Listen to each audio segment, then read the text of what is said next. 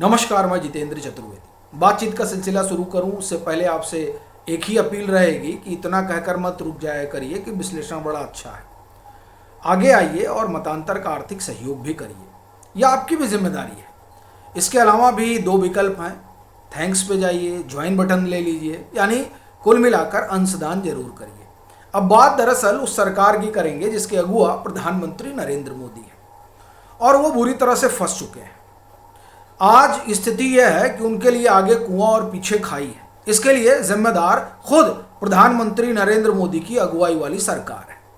यह मैं क्यों कह रहा हूं, इसी पर हम लोग विस्तार से बात करेंगे और वो फंसे कैसे इसकी भी चर्चा करेंगे। और ये जो बातचीत का सिलसिला है, ये अभी आप देख रहे होंगे कि सदन का विशेष सत्र चल रहा है। यहीं से पूरा कहानी निकल कर सामने आ गया कि किस तरीके से इनके पैरों के नीचे की जमीन खिसकी हुई है और ये डरे हुए हैं। सरकार पूरी घबराई हुई है। भले ही चाहे प्रधानमंत्री नरेंद्र मोदी हो, चाहे केंद्रीय गृह मंत्री अमित शाह हो, सभाओं में कह रहे हो, बोल रहे हो, लेकिन अंदर खाने जो स्थिति है और जिस तरह की चर्निंग है वो इस बात की गवाही दे रही है कि साहब हालत जो है वो खराब हो रखे हैं। और इसका जो प्रमाण है वो चलिए मैं आपको देता हूं, जो कुछ सदन में हुआ। ये बात ठीक है कि वो जो बिल आया परसिमन, वो उसके पक्ष में वोट पड़ गए, ये तमाम सारी चीज़ें आपने सुनी होंगी, लेकिन आपने शायद ये नहीं सुना होगा कि किस तरीके से प्रधानमंत्री नरेंद्र मोदी को अपने भाषण में अपनी जाति याद आ गई। आप देखिए कहाँ बोल रहे हैं, वो सदन के पटल पर बोल रहे हैं। 3 बजे का उनका समय था, बोलना था इसी महिला आरक्षण बिल पे। साहब वो बोलते बोलते उनको अपनी जाति बतानी पड़ गई कि वो अति पिछड़ा वर्ग से आते हैं। क्या जरूरत थी बताने की है? आप जान रहे हैं ये क्यों बता रहे हैं? 5 राज्यों में चुनाव है। 2 राज्य तो आप छोड़ दीजिए, केरल और तमिलनाडु, बाकी राज्यों में बीजेपी की हालत खराब हो रखी है और उसकी वजह 2 है। एक जो सरकार की अपनी नीतियां हैं और दूसरा जिस तरह से वैचारिक आधार पर डिरेल हुए हैं। और डिरेल क्यों हुए हैं? डिरेल होने का बस एक कारण है, सरकार की जो अपनी नीति है, और दूसरा आयात खूब हुआ है। जो कार्यकर्ता है वो दरी बिछाने के लिए ही है। तो ये जो परिस्थिति बनी है, उस परिस्थिति ने भाजपा की एक तरह से कहा जाए कि समस्या बढ़ा दी है। अब समस्या बढ़ा दी है तो उससे कैसे निपटा जाए? तो उसका एक ही तरीका है, जाति जाति खेला जाए। अच्छा, ये जाति का खेल इनको महंगा पड़ रहा है, ये बात प्रधानमंत्री को समझ में आ रही है। और दूसरा, सोशल मीडिया पर जो कुछ चल रहा है वो भी दिखाई दे रहा है। पहले वो मैं आपको बता देता हूं। केंद्रीय गृह मंत्री अमित शाह, वो तो आप जान ही रहे हैं कि लगातार बोल रहे हैं कि मैं धर्म के आधार पर आरक्षण नहीं होता है, और जो है इनको आरक्षण नहीं होता है, उनको आरक्षण नहीं होता, इस तरह की तमाम बातें वो कह रहे हैं। आप उनके अकाउंट पे जाइएगा जो एक्स पर है, तो उनकी टाइमलाइन पर शेयर भी उन्होंने कर रखा है, यानी पोस्ट भी उन्होंने कर रखा है। अब आप देखिए, एक तरफ वो कह रहे हैं कि हम इस तरह से आरक्षण नहीं देते हैं, दूसरी तरह से पुराना वीडियो प्रधानमंत्री नरेंद्र मोदी का तैर रहा है कि किस तरीके से मुस्लिम समाज को आरक्षण दिया गया।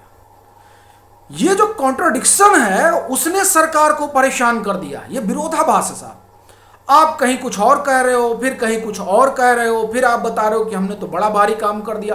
खुद प्रधानमंत्री नरेंद्र मोदी, संभवतः वो ANI से बातचीत थी जिसमें उन्होंने कहा था, और ये मुझे लग रहा है 23-24 की बात है, वीडियो खूब तैरता है, आप सबने देखा होगा।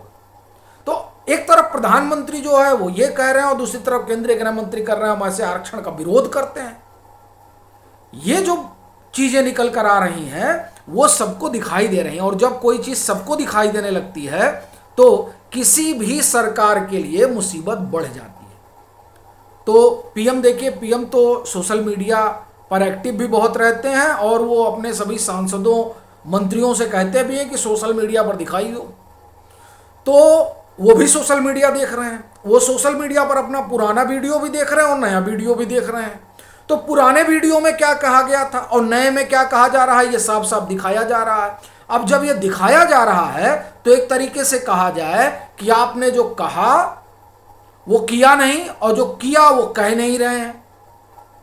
ठीक है, तो ये जो विरोधाभास पैदा हुआ है, इस विरोधाभास ने प्रधानमंत्री नरेंद्र मोदी को एक तरह से कहा जाए, और उनके जो आसपास के लोग हैं उनको तो हिला के रख दिया है। तो पीएम को अचानक याद आ गया कि साहब मैं तो अति पिछड़े वर्ग से आता हूं। ये पीएम को क्यों कहना पड़ रहा है? ये पीएम को इसलिए कहना पड़ रहा है क्योंकि यूजीसी रेगुलेशन की वजह से जो नाराजगी उपजी है सामान्य वर्ग में, उस नाराजगी ने इनको डरा दिया है। और वो डर इतना गहरा हो चुका है कि अब लग रहा है कि, मैं देखिए सीधा कह रहा हूं, आप में से बहुत लोग बुरा मान जाते हैं, तो मैं आज बुरा मानने वालों को भी थोड़ा, एक कहा जाता है ना, लॉजिकल कंक्लूजन दे दूं। लेकिन पहले डरे क्यों है? देखिए, पश्चिम बंगाल में हालत बद से बदतर है। ये आप लोग इनकार कर रहे हैं, कोई हर्ज नहीं है।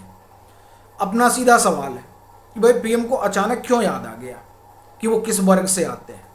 हमने सुना है और देखा भी है कि पीएम को ये सब चुनाव के समय याद आता है। अब पीएम को आज सदन में ही याद आ गया, ये कमाल की चीज हो गई। दूसरी बात, जो लोग ये कह रहे हैं कि आप जो है पूरा मुहिम छोड़े, मुहिम नहीं छेड़ना है, ये वो बात है जो सरकार से पूछी जाती है, पहली चीज। दूसरी चीज, जो लोग ये कह रहे हैं कि तब तुम जो है भाजपा खिलाफ, देखिए भाजपा के खिलाफ कोई अभियान नहीं है। अभियान उस सरकार के खिलाफ है जो सरकार हिंदुत्व और सनातन के नाम पर चल रही है, उसके खिलाफ है। आप, कहा जाता है ना, राज ऋषि बना दे रहे हैं। जिसको आप राज ऋषि बना रहे हैं उन पर अरुण शौरी ने लंबी चौड़ी किताब लिख रखी है, जाकर किताब पढ़िए आप। तो ये जो घालमेल चल रहा है, इस घालमेल ने नाराजगी को जन्म दिया है। ये SC/ST एक्ट, सुप्रीम कोर्ट उसे डायलूट करता है, आप कहते हैं कि नहीं, वो जस का तस बना रहेगा। इसका जो मिसयूज हो रहा है, उस मिसयूज की कहानियां भरी पड़ी है। हुआ क्या है कि ये सारी चीजें अब चर्चा का विषय है। अभी आप देखिए, अश्वनी उपाध्याय, जिन्हें PIL मैन कहा जाता है, वो लगातार SC/ST एक्ट का जो मिसयूज हो रहा है और इस तरह के जो भी नियम कानून है जिनका मिसयूज हो रहा है, उस पर वो लगातार बात कर रहे हैं और उस पर PIL डाल रहे हैं। बुखार छूट गया सरकार का। देखिए क्या है ना कि 10 साल 12 साल का समय बहुत लंबा होता है। ये हर बार कहकर नहीं बचा जा सकता है कि कांग्रेस इकोसिस्टम काम कर रहा है। तो आपने 12 साल में कौन सा सिस्टम बनाया है? सवाल ये उठने लगता है कि आपने फिर कैसा तंत्र तैयार किया है कि 12 साल में आप अपने लोगों को ला ही नहीं पाए। हालांकि ये भी ठीक ही है, अपने लोगों को कहाँ लेके आए? अभी देखिए, जो मंडली आकर बैठी हुई है वो तो वही लोग हैं जो लगातार इस विचारधारा को और इस वैचारिकी को हिकारत की नजर से देखते रहे, उनको लाकर बिठाया गया है। और फिर आप कहेंगे कि हम जो है कांग्रेस का इकोसिस्टम है, उनको जगह कौन दे रहा है, फलने फूलने कौन दे रहा है? तो इन सब बातों पर भी ध्यान रखिए कि दरअसल कौन किसे आगे बढ़ा रहा है। और बीजेपी, किस बीजेपी की हम बात कर रहे हैं? ये जो हमने कहा ना कि पीएम फंस गए, उनको अचानक याद आ गया कि वो किस वर्ग से आते हैं। ये क्यों याद आ गया? जो एक नई बीजेपी गढ़ी गई है, उस नई बीजेपी का क्या कोई वैचारिक प्रतिबद्धता है उसकी?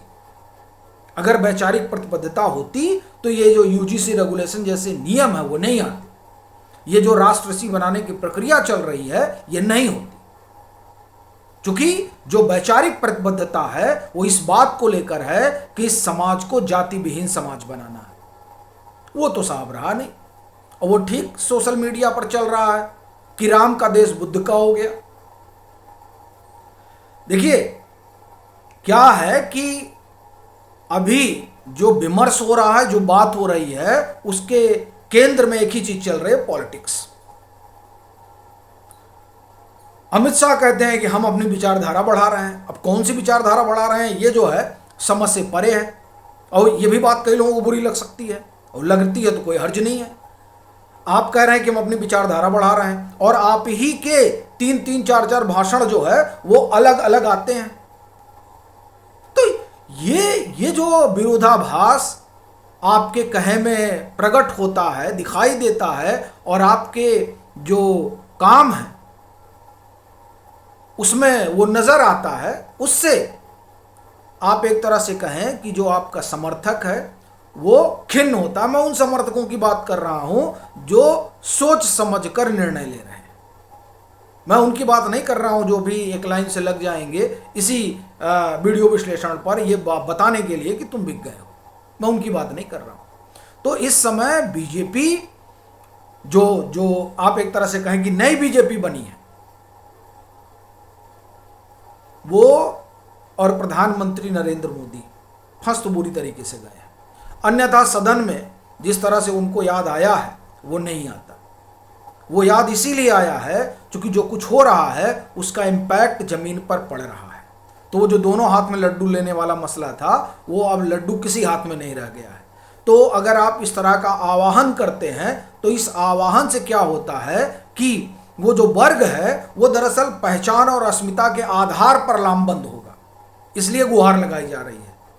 और महिला, देखिए महिला आरक्षण की बात अचानक होना ये तो सीधी सी चीज है कि जो विशेष सत्र बुला लिया गया, कहा जा रहा है ना विशेष सत्र तो 4 मई के बाद भी बुलाया जा सकता था, यानी नतीजे आने के बाद भी बुलाया जा सकता था या चुनाव खत्म होने के बाद भी बुलाया जा सकता था। लेकिन यूजीसी रेगुलेशन के वजह से जो नाराजगी हुई है और उस नाराजगी के कारण जो एक तरह से कहा जाए कि ये संभावना है कि वोट छिटक सकता है, खास तौर से पश्चिम बंगाल के चुनाव को ध्यान में रखते हुए, तो उस लिहाज से अगर इस पर बात होती है तो एक मैसेज तो जाता ही है।